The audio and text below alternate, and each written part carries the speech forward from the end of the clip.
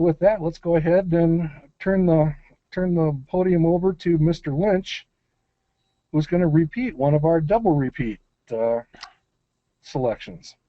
That's right. I decided that since for a while y'all accused me of bringing up the rear on the relative returns, although notice the tortoise is catching up, Absolutely. I figured that I would follow yours, and I believe it was Ken's initial pick, so yours and Ken's lead on Abbot Labs.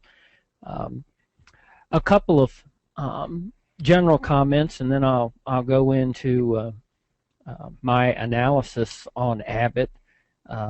You mentioned how Abbot was a bit of a laggard. That always catches my eye, although we're only really talking about a 4 or 5 month time frame that it's lagging relative to the market. But I always like to see a company that's performing about in line with expectations or above expectations on a financial standpoint, and the price doing nothing. That kind of piques my curiosity at times, and I think that's one reason that I grabbed Abbott. You mentioned in the big picture that we may be headed into, or we may be in, a period of market overvaluation, and I tend to agree. My gut kind of tells me. You were showing Morningstar's analysis that seems to indicate that the market may be somewhat overvalued right now, and of course the manifest MyPar, with it bumping close to 7%, makes me think that we may be in a overvaluation stage. So I want to shift my particular focus to quality companies. And if you notice, Abbott has an extremely good quality rating at 80.9%. What especially caught my eye in looking at it as a potential investment was the 98% financial strength that it's showing.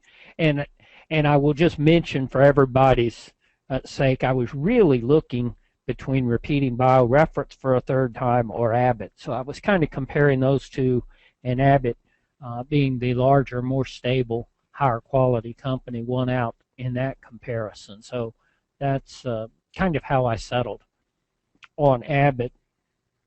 Another thing that I will mention, and perhaps we can talk about it in some other times in either big picture sessions or even in specific sessions of other things. At this stage of a bull market, as it starts to age, larger cap companies, and yes, I'm intentionally using cap, although larger company in the form of, or in the sense of, slower growing, more stable companies relative to faster growing, less stable companies, it would tend to hold true as well. But I'm going to use large capitalization, since that's what the majority of the market looks at and analysts look at, and what we have ETFs and various benchmarks that allow us to measure it. But large cap presents better opportunities later on in the bull market, and you can tell that now. I think Miriam or someone was asking about the market index. If you compare VTSMX or VTI to MyPar, and you will discover in later stages of the market it tends to run higher than MyPar, indicating more opportunity in larger cap companies. And if you look at the smaller cap ETFs and index funds, you'll find their projected returns are below MyPar. When we were back in the market depths in 08, early 09, the reverse was true. Everybody had run to the higher quality, larger companies, and their par were lower. So all of that to say, I was looking for a high quality pick that had a very good projected return. Abbott fit my criteria, and so here it is. As you can see from the screen, It's an extremely stable company. I don't know that you can get much more up straight and parallel than that. Of course, have to mention that at least once, given our presenters in Mid-Michigan, or our sponsors in Mid-Michigan. All right, the next slide. And here you can see my judgments. Total return or projected annual return of 17.8 is running real close to the manifest return, which at yesterday's close was 17.2. I think we've got about the same sales growth rate of 9%, which is tracking along right with historical, and also tracks management's guidance. Notice the net margin I'm projecting just a little bit of a decline in margin, but nothing significant to worry about. That, of course, bounces around a little bit for a company like Abbott based on foreign return, and their sales suffered a little bit the last year as a result of a foreign return translation. That's where Manifest and I parted ways a little bit. That has a slightly higher net margin, I believe. Let's see, I'll tell you what it is. 18% is what Manifest. So it's just a slight difference there. That leads to my earnings per share of $6.03, which again is a little bit below Manifest, primarily because of the net margin.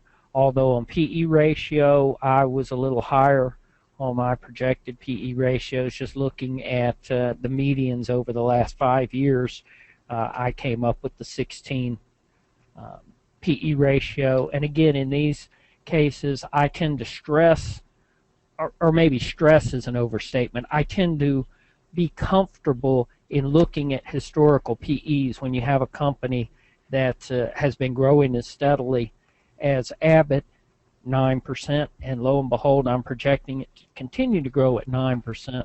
I think an extended period of historical PEs is a pretty valid way to project into the future. That gives me a potential average stock price of $96.49 with a payout ratio of about 40%, which is again about what management's target and history is. That gives me a 17.8% projected return.